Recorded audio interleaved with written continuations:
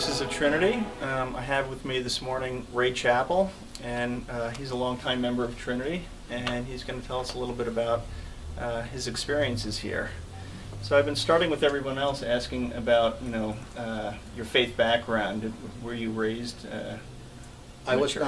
not. My dad was raised a Baptist and kind of rebelled against it. My mother was born up in northern Vermont to a farming family. My grandfather believed in God but didn't have time because he had to milk the cows twice a day, 7 days a week. Right. So my mother was down here and then met my father and they married, and I'm the result. So my parents had a diner on State Street and State Wall Street in New Haven, right, in the 40s, in the mid-40s. And this lady in white that was very well known around that area in New Haven, she'd had some type of trauma in the Second World War.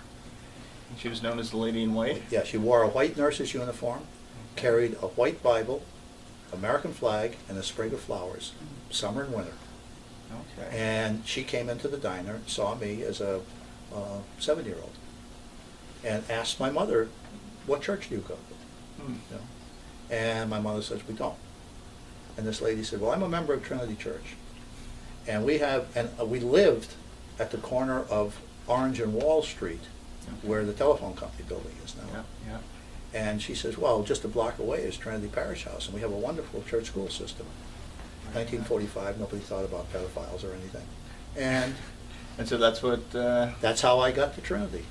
She came for most of my first grade year. Okay. So you said that was 1945? Yes. I came as a 7-year-old in 1945. Very good. I've only been away from Trinity for 4 years when I was in the military.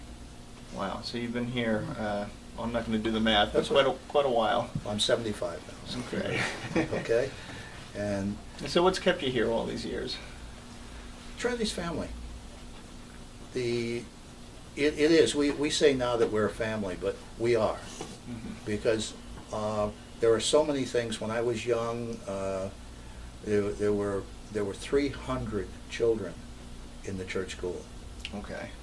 And I was one of them. And I came up and was confirmed here at Trinity. I had never been baptized. And just before confirmation, they found that out, and I had to be baptized here, right at the font, right across in the church. Wonderful. And so I just went through Young People's Fellowship and on all this, and this was my life. It was the cultural center. Mm. I would live near it most of the time, and went off to the military, came back, and still Trinity was my home, even though I moved to Wallingford. Well, we don't have 300 kids in the No, we're lucky if we get children 50 program now, nowadays, but we're one of the few downtown churches that still has a church school. Right, right. And So anything more recent maybe that you can talk about? well, over the years I've been a church school teacher. I've been on the home board.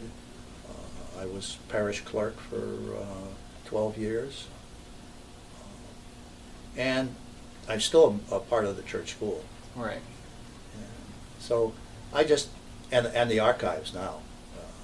I'm on the archive committee, and I'm fortunately one of the official historians for Trinity. Right. What have you learned being on the archive committee?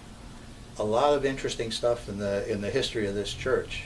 And history of the town as well, or? Yeah, well, most of it is, we're going right now is the history of the church. Right. Okay. Which has never been really documented.